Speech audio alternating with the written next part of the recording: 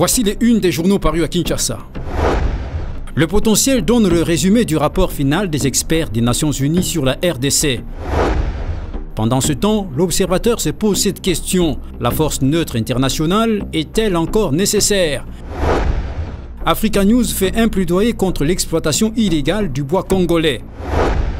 Le Phare cite pour sa part l'OMEC qui proteste contre l'obstruction de la police au travail de la presse. Voilà pour les unes et maintenant la revue de presse. Guerre de l'Est, le Phare compte les têtes qui commencent à tomber. Le général Gabriel Amisi-Kumba, dit Tango Fort, vient d'être suspendu jusqu'à la fin de l'enquête ouverte à son égard. Le rapport des experts de l'ONU l'incrimine dans le trafic d'armes envers les groupes armés. Le confrère est par ailleurs choqué par le cas de sa journaliste Dorcas Somoué qui est hospitalisée après avoir été arrêtée et battue par la police à Lunikine compte tenu de son état de santé qui commence à inspirer beaucoup d'inquiétudes.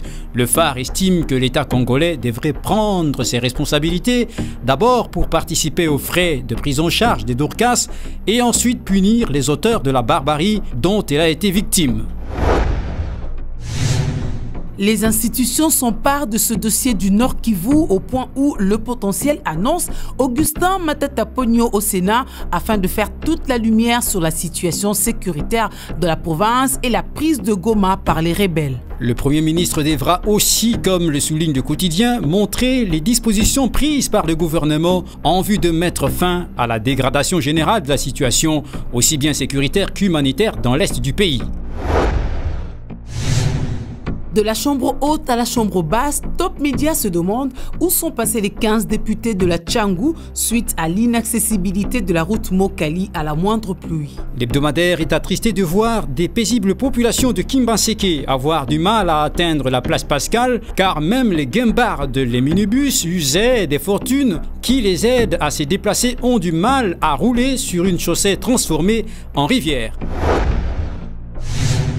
Un mot sur la santé publique. Le guide lève un coin de voile sur le cancer de l'utérus qui est évitable, détectable et facilement soignable. Malheureusement, en RDC, déplore l'hebdomadaire, par manque de diagnostic, le cancer du col de la matrice tue 80% des femmes alors que sous d'autres cieux, c'est 20%. Revenons aux personnes en bonne santé en découvrant la liste des 25 léopards retenus par Claude Leroy et publiée par l'Observateur pour le stage de mise à niveau à Port-Elizabeth en Afrique du Sud. Ce regroupement des footballeurs entre dans le cadre que le commentateur destine aux préparatifs de la phase finale de la CAN 2013. S'agissant de la Coupe de la Confédération, la prospérité est convaincue que le gardien Doulé Lutumu et les léopards de Dolisie du Congo-Brazzaville sont à 90 minutes du sacre continental. La consoeur s'interroge alors si Doulé ne sera pas le futur de la RDC. Il reste plus qu'à la FECOFA de voir comment recourir au service de ce jeune talentueux pour son intégration à l'équipe nationale de la RDC.